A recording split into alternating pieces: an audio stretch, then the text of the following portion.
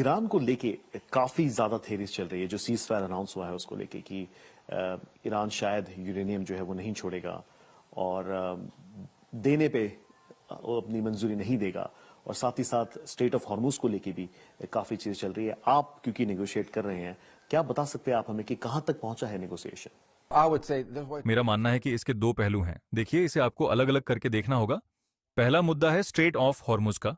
Straight of Hormuz में वो जो कर रहे हैं वह अवैध, गैर कानूनी, गैर जिम्मेदाराना, खतरनाक और अस्वीकार्य है।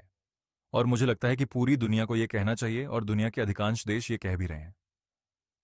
भारत कह रहा है, अमेरिका कह रहा है, हर कोई यही कह रहा है। यहां तक कि चीन ने भी पिछले हफ्ते जब हम वहां थे तब हमसे यही कहा था कि ऐसी व्यवस्था नहीं हो सकती जिसमें कोई देश किसी अंतर्राष्ट्रीय जलमार्ग पर कब्जा कर ले, उन जहाजों को उड़ा दे जो उन्हें टोल देने को तैयार नहीं है। ऐसा नहीं हो सकता, इसे सामान्य नहीं माना जा सकता। स्ट्रेट ऑफ हॉर्मुज को तुरंत और पूरी तरह से खोला जाना चाहिए। तो यह इसका पहला चरण है।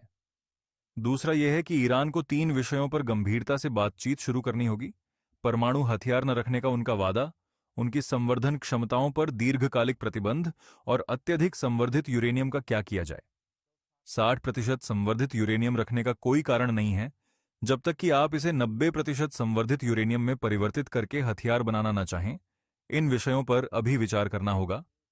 ये अत्यधिक तकनीकी मुद्दे हैं, इन पर काम करने में समय लगेगा, और जाहिर है ईरान को इससे लाभ होगा।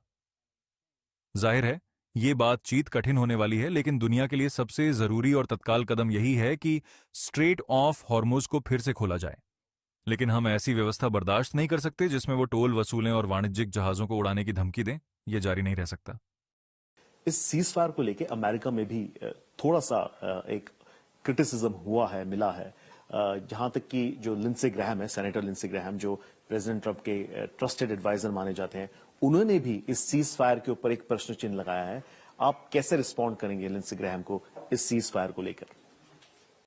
देखिए, आखिरकार युद्ध विराम का असली मुद्दा यह है कि हम स्ट्रेट ऑफ हॉर्मुज को कैसे खोलें और ईरान को उनकी परमाणु महत्वाकांक्षाओं से निपटने के लिए एक गंभीर बातचीत में कैसे शामिल करें।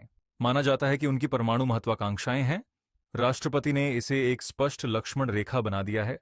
उनके पास कभी भी परमाणु हथियार नहीं होंगे, और राष्ट्रपति के पास आज उन्हें परमाणु हथियार रखने से रोकने के लिए जो भी विकल्प उपलब्ध हैं वो 6 महीने बाद या 1 साल बाद भी उपलब्ध रहेंगे। जब तक डोनाल्ड ट्रंप अमेरिका के राष्ट्रपति हैं, हमारी प्राथमिकता हमेशा यही रहेगी कि हम अन्य देशों के साथ अपने मतभेदों को कूटनीतिक रूप से सुलझाएं, बातचीत के माध्यम से। कुछ देशों के साथ बातचीत करना दूसरों की तुलना में आसान होता है। अगर वास्तव में इस मामले में कूटनीति विफल हो जाती है तो यह संयुक्त राज्य अमेरिका या खाड़ी में हमारे सहयोगियों की गलती नहीं होगी।